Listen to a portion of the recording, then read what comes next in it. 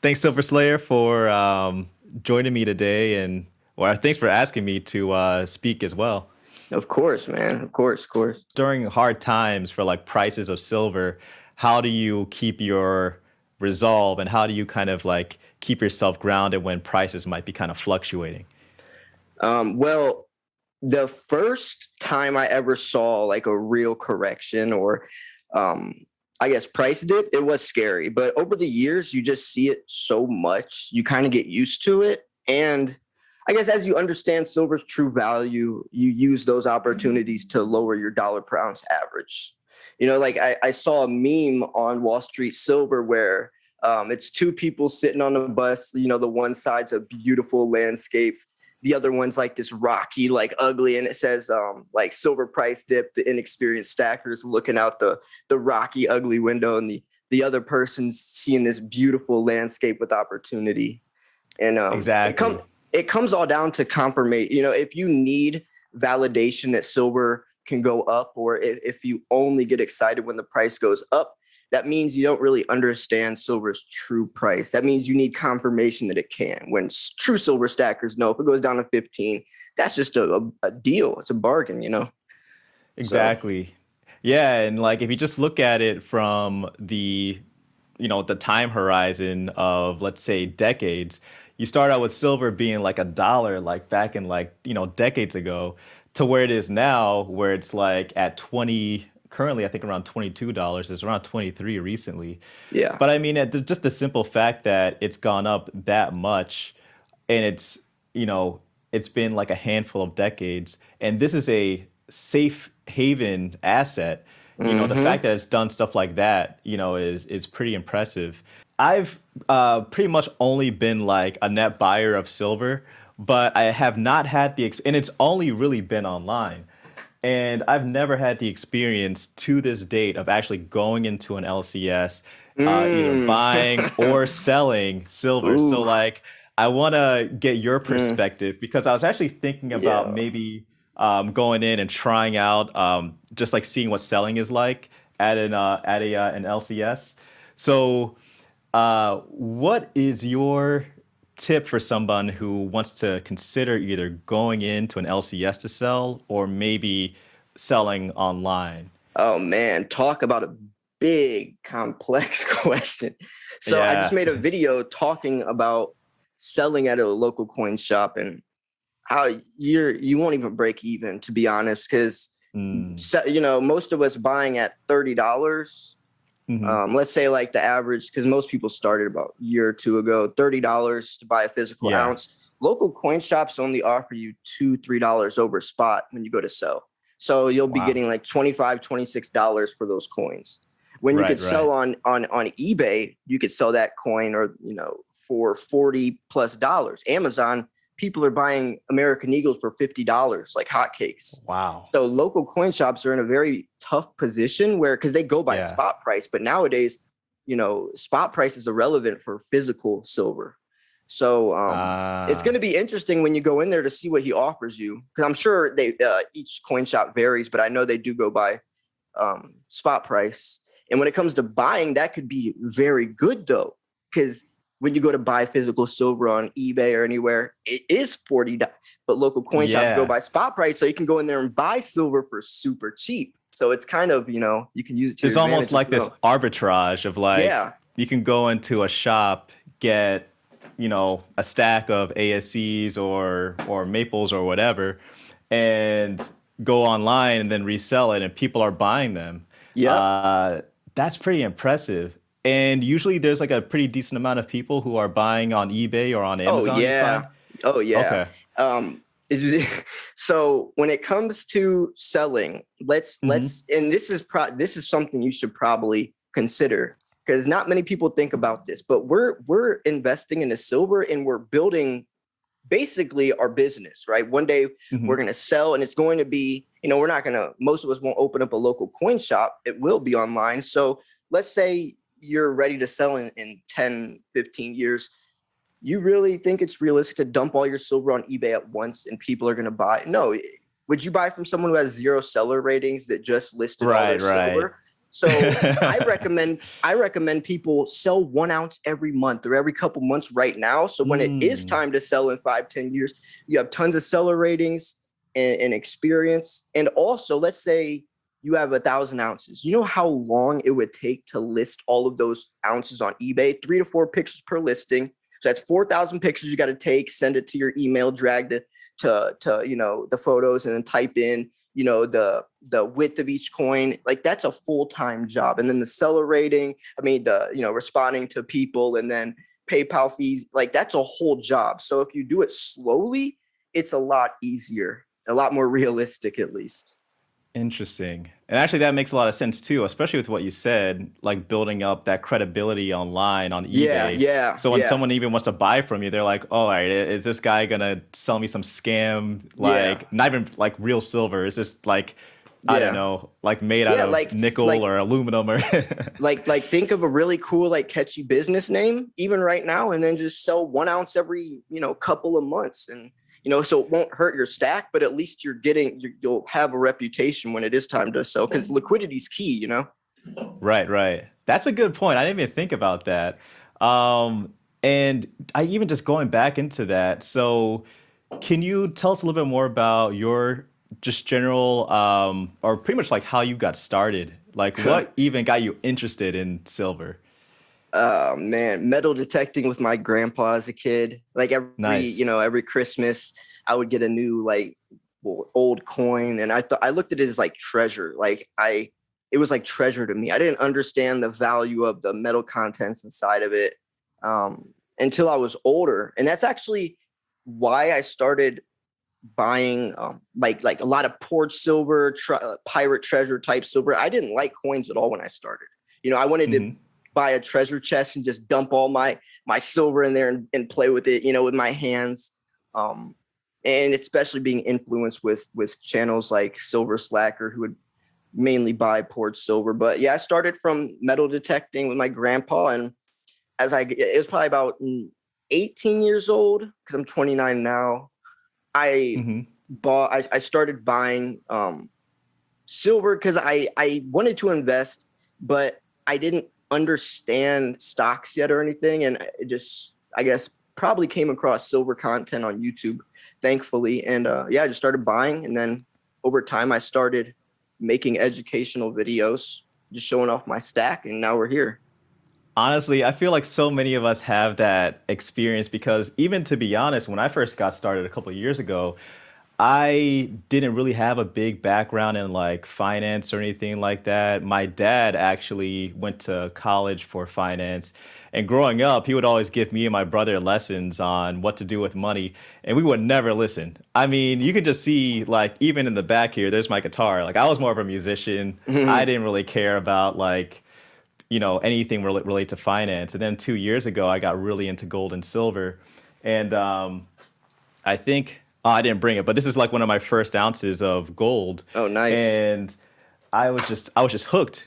I remember when I Yeah, first put the order in, I was like, I can't wait for it to come in it's because addicting. It is so I addicting. exactly, it's so different than actually having stocks and anything else, or Yeah, even crypto, because it's like you can actually literally yeah. literally hold this, Yeah. and And it feeds that itch of because a lot of people like spending, like buying stuff. So it's like you get to at least still shop, and you get to physically hold it. That's so important, you and I know. think the cool thing too is like you said, like it feeds that itch, but it holds the value. So like if Yeah. I buy, even if I buy, I don't know, this suit came from who knows, J.C. Penney or something like that. This is not a fancy suit, but I bought this and like I already know if I went to resell this, they're like, take that to Goodwill. We're not Right. even taking this back. But I Yeah. mean, if I go and sell this again, like you said, even on eBay or whatever, at least I'm getting some kind of return off of Yeah. it. Yeah. Yeah. Yeah. So It's crazy to yeah. think, like, and that's also dangerous though, because it's so addicting. Hmm. You want all of it, right? Because you always, and a lot of stackers, when you first start, when it is addicting, you think the price is about to explode tomorrow. You don't really understand that it's you're okay. You can buy slow. Like me, 75% of my paychecks in the beginning, all towards silver. When Yeah. I Yeah. should be putting 15%, way too much, overspending. And then Hmm. usually I have to sell some of that, when a medical Right. bill When or like whatever. some bill comes up or something. Yeah. Yeah. Yeah. No, I mean, honestly, like, and what I used to do is, after I started to kind of get more into finance, I started to do a lot of analysis. And that's kind of been the crux of a lot of my channel, where I kind of show a lot of stats and stuff like that. Yeah. Yeah. You're a numbers I'm a guy. finance, yeah, I'm a finance, or I'm a numbers, like stats kind of nerd. I always have been. And then when I found that that was applicable to finance and even to silver and gold, I was like, okay, this is pretty cool.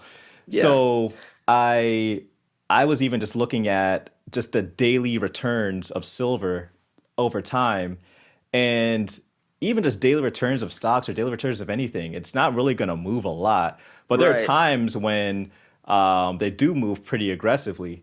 But Mm. overall, the trend is up Yeah. when the Gradual. dollar is going down over Yeah. time. So if you keep Exactly. that long-term perspective as you're building up your stack, and depending on whatever your time horizon is to sell, you just got to realize that it's a longer term play, Yes. as opposed It's to just a like, Yeah, it's not a get rich yeah, quick. Go to crypto for that.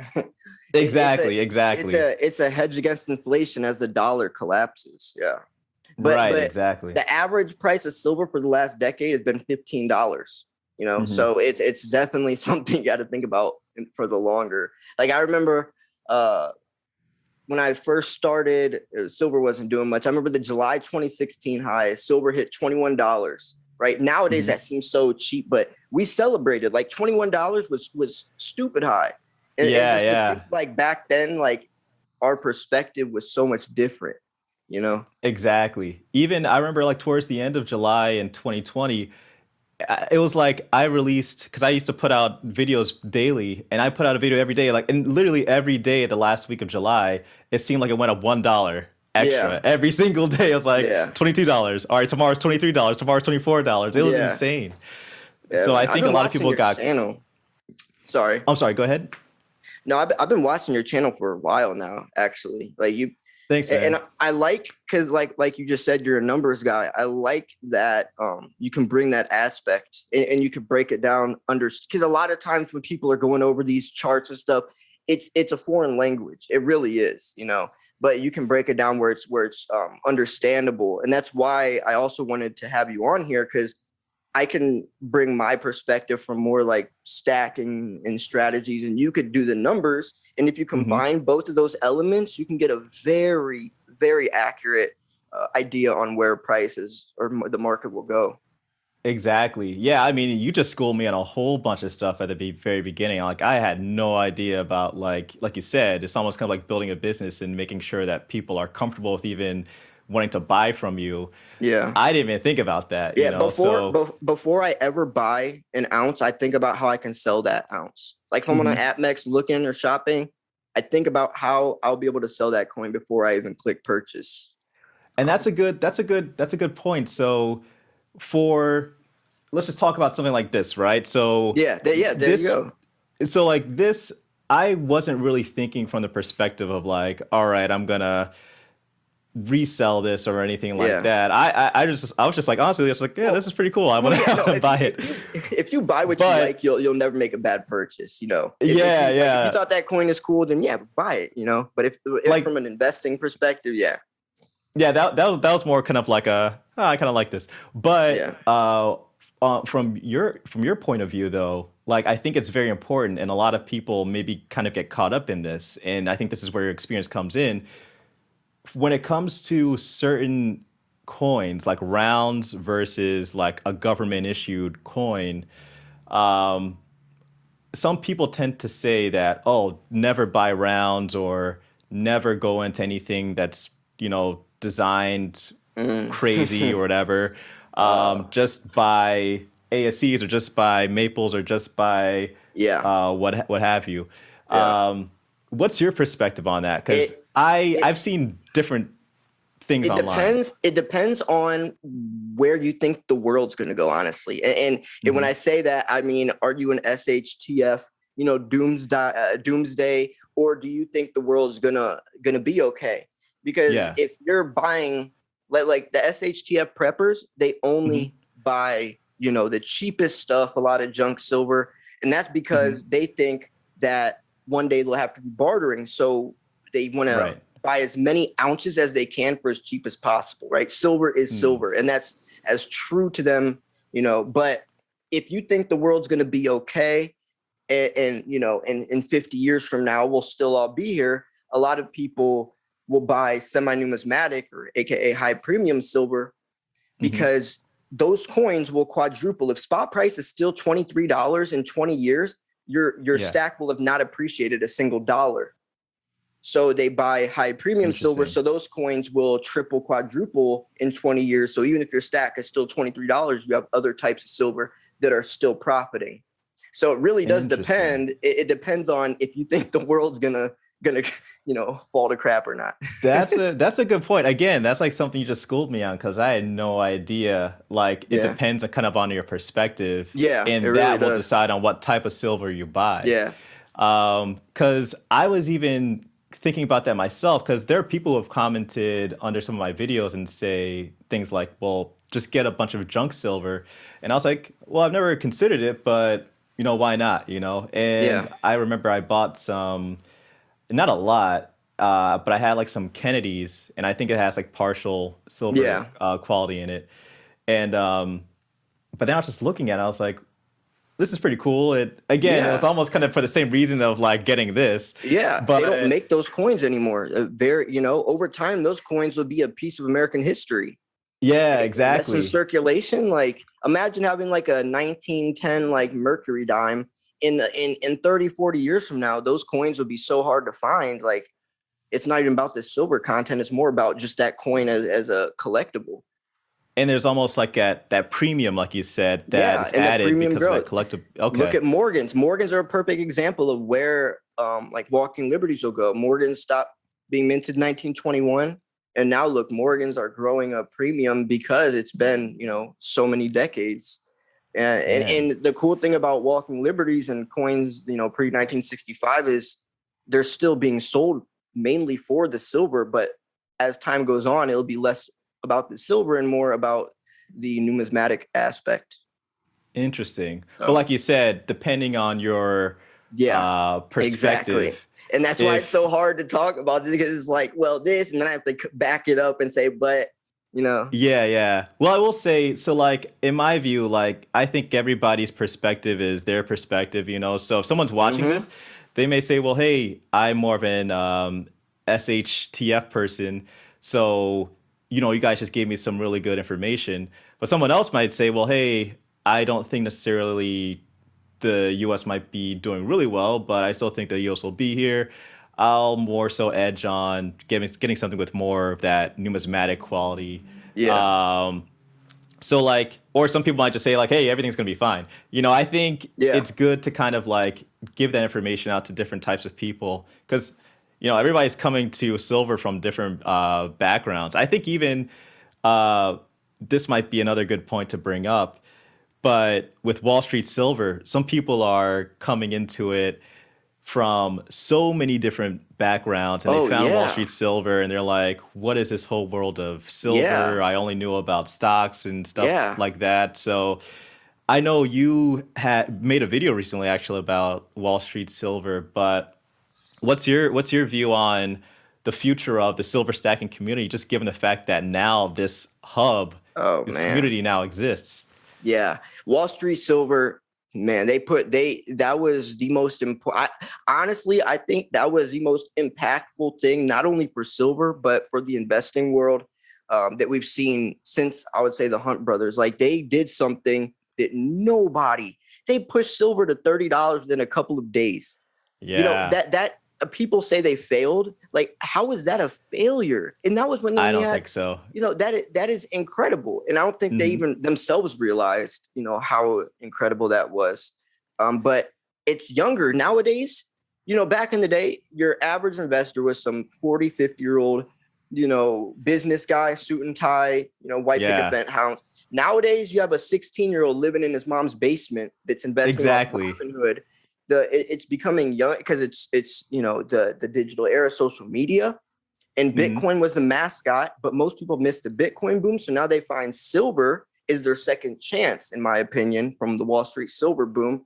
So a lot of them came in like, this is my chance where I missed Bitcoin, or even with stocks, or crypto. I mean, there's so many new cryptos nowadays, Dogecoin. Oh So I yeah. feel like younger investors saw that you can make real money with Bitcoin, and now they're getting in. And since it's so easy with apps like Robinhood, because I got into Bitcoin when it was $1,200, like early. Wow. That was confusing. I had to learn like cryptography. Like it wasn't like just going Coinbase, and like it was very confusing. And Hmm. nowadays anyone can buy Bitcoin. So Yeah, now they have exchanges.